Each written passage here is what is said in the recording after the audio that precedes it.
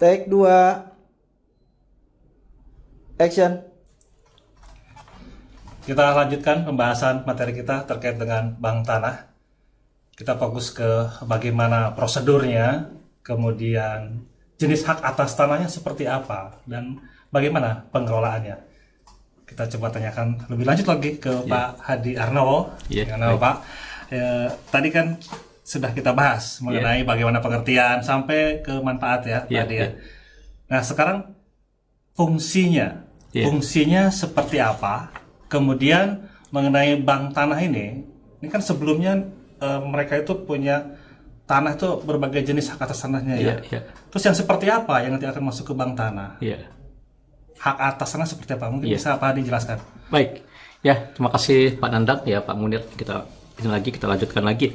Jadi kalau mengenai fungsi bank tanah itu diatur dalam pasal 3 pasal 3 PP 64 tahun 2021 itu ada 6 fungsi. Yang pertama itu adalah fungsi perencanaan, kedua adalah fungsi perolehan tanah, kemudian fungsi pengadaan tanah, lalu fungsi pengelolaan tanah, fungsi pemanfaatan tanah, dan pendistribusian tanah. Nah, 6 fungsi inilah yang menjadi tulang punggung dari penyelenggaraan bank tanah. Sehingga nanti kalau banyak yang bertanya kepada bank tanah itu pasti akan kembali kepada 6 fungsi bank tanah itu.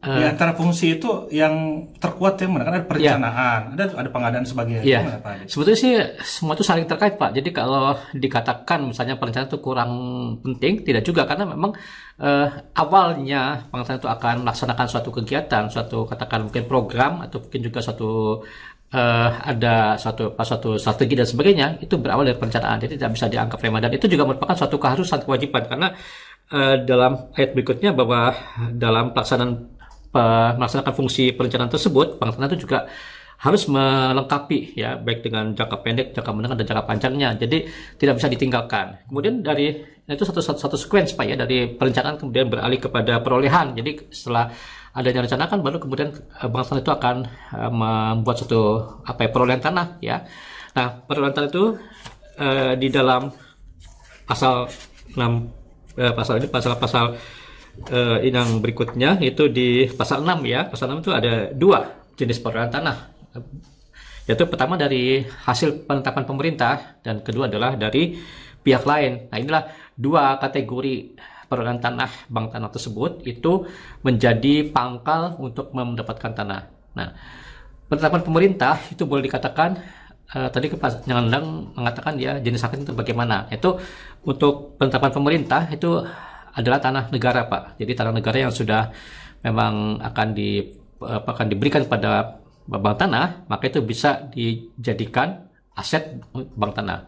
Kemudian juga dari pihak lain. Nah, dari pihak lain itu juga ada berbagai kategori, Pak. Jadi bisa dikatakan bahwa bank tanah itu dapat melakukan ini di pasal 8 ayat 2 bisa dengan melakukan pembelian, bisa juga mendapatkan hibah dari pihak lain. Lalu bisa juga dengan tukar menukar misalnya bank tanah tukar menukar tanah tuh dengan misalnya dengan lembaga-lembaga yang memiliki tanah dan sebagainya Bisa seperti itu. Atau juga mungkin pelepasan hak, dan yang terakhir adalah perolehan bentuk lainnya yang sah. Jadi artinya itu dibuka kemungkinan bahwa pihak-pihak lain tersebut. Nah, pihak-pihak lain juga tadi saya belum menyampaikan bahwa di pasal 8 ayat 1 itu meliputi pemerintah pusat, pemerintah daerah, badan usaha milik negara, badan usaha milik daerah, badan usaha, badan hukum, dan masyarakat. Itu semuanya itu bisa berhubungan dengan bank tanah. Artinya apa? Artinya itu misalnya bank tanah ingin melakukan pembelian dari masyarakat, dimungkinkan. Bank tanah mendapatkan hibah dari BUMN misalnya, dimungkinkan. Atau bank tanah mendapatkan pelepasan hak misalnya dari badan usaha yang lainnya, dimungkinkan. Jadi dapat memperoleh tanah dari pihak lain. Nah, itulah bank tanah mendapatkan perolehannya. Itu yang tadi yang disampaikan, bagaimana bank tanah itu mendapatkan tanahnya, Pak Rendang. Jadi perencanaan tadi kemudian yang kedua adalah perolehan tanah, yang terpenting. Kemudian ada lagi itu yang pengadaan tanah. Nah, pengadaan tanahnya pengadaan tanah gimana? Nah, itu mungkin agak sedikit tricky Jadi antara perolehan dan pengadaan tanah itu mungkin sama-sama memperoleh acquisition gitu Tapi sebetulnya itu ada bagian yang lain ya. Pengadaan tanah itu misalnya di dalam apa ya, dalam ketentuan ya, harus melalui pengadaan tanah ya, Undang-Undang Nomor 2 tahun 2012 yang sebagaimana yang dirubah dalam Undang-Undang Cipta Kerja, itu dimungkinkan bank tanah itu menempuh jalur pengadaan tanah. Jadi misalnya bank tanah itu ingin memperoleh tanah tapi sulit dengan cara jual beli dan sebagainya, harus melalui pengadaan tanah, itu dimungkinkan, sehingga fungsi pengadaan tanah itu melekat di dalam bank tanah. Demikian pula secara resiprok ya, secara kebalikannya, di ketentuan mengenai pengadaan tanah tersebut itu juga sudah dimasukkan bank tanah sebagai unsur kepentingan umum. Jadi sudah saling mengikat. Itu kemudian ada juga pengelolaan tanah ya, tadi Pandangan juga bertanya ya, pengelolaan tanah. Nah itu juga bagian berikutnya setelah memperoleh ya, setelah mendapatkan tanah.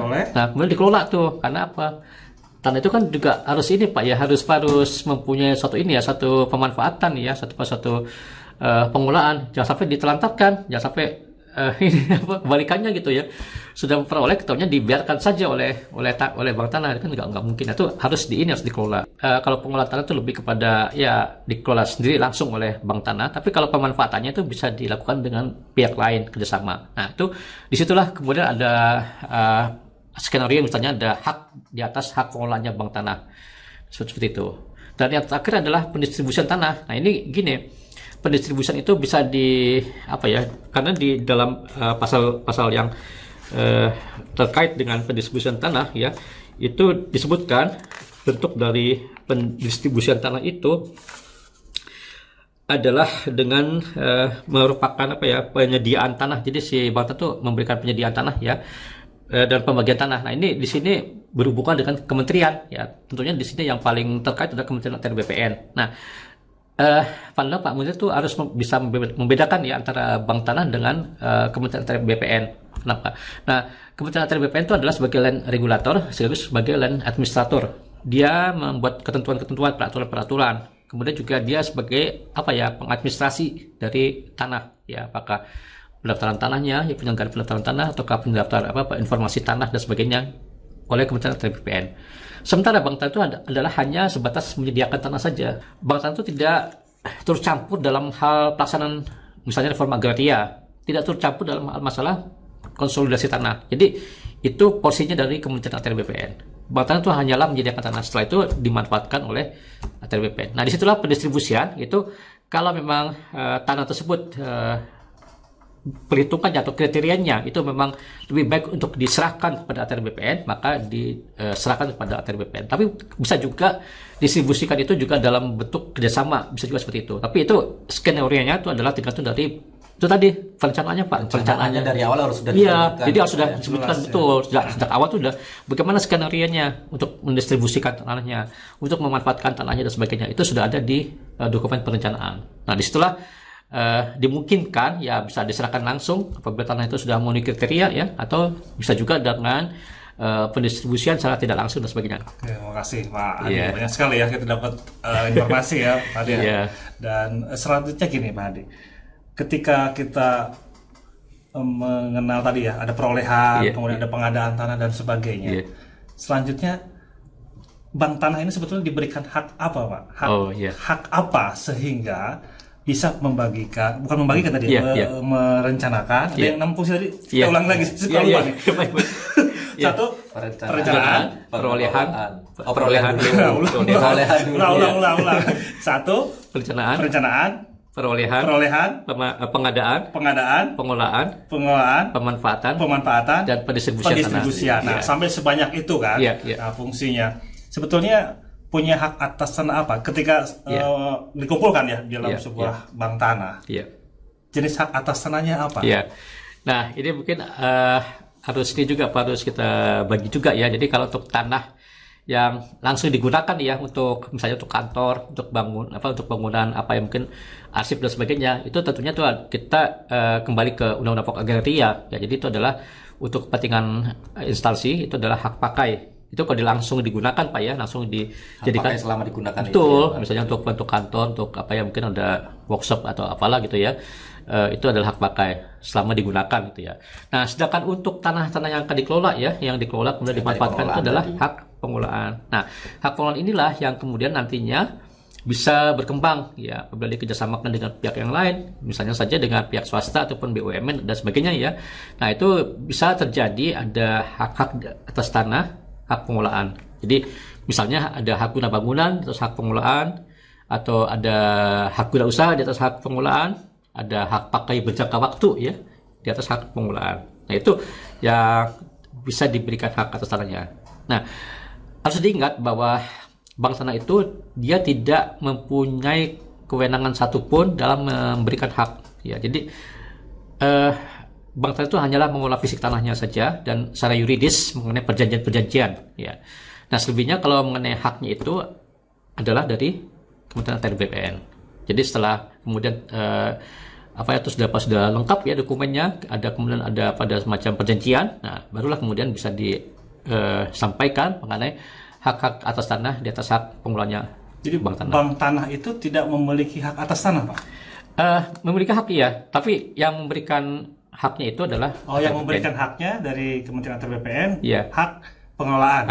Ketika dikelola oleh bank tanah. Tapi ketika nanti itu diarahkan ke pemerintah atau ke hak pakai lain lagi ceritanya. Nanti ketika dia terbit haknya dia di atas pengelolaan gitu Pak ya. Dan situ bisa kemudian bisa dilakukan berbagai kegiatan tuh, aktivitas misalnya misalnya pengelolaan kerjasama dengan Pemda ya, misalnya kalau Pemda kan mungkin juga untuk ini ya kepentingan masyarakat ya, atau kepentingan umum, jadi bisa saja mungkin pengelolaan secara fisik gitu ya. Nah itu nanti bank tanah itu yang akan mempunyai kriterianya, itu bisa seperti itu. Atau juga misalnya pemanfaatan yang menguntungkan ya, tentunya kan juga bank tanah kan memerlukan income, memerlukan pendapatan juga ya, supaya bisa survive, bisa bertahan. Nah itu juga dengan pihak-pihak ketiga itu Pak Nandang, Pak Munir, itu bisa dilakukan. Nah itu basicnya adalah dari hak pengelolaan itu. Jadi apakah untuk misalnya land development ya, satu pengembangan kota, atau misalnya bisa juga digunakan untuk KT Pak Nandang, konsolidasi tanah. Konsolidasi tanah juga bisa dari situ. Nah kan sekarang kan ini ya sudah mulai diarahkan ke konsolidasi tanah vertikal ya, rumah susun dan sebagainya.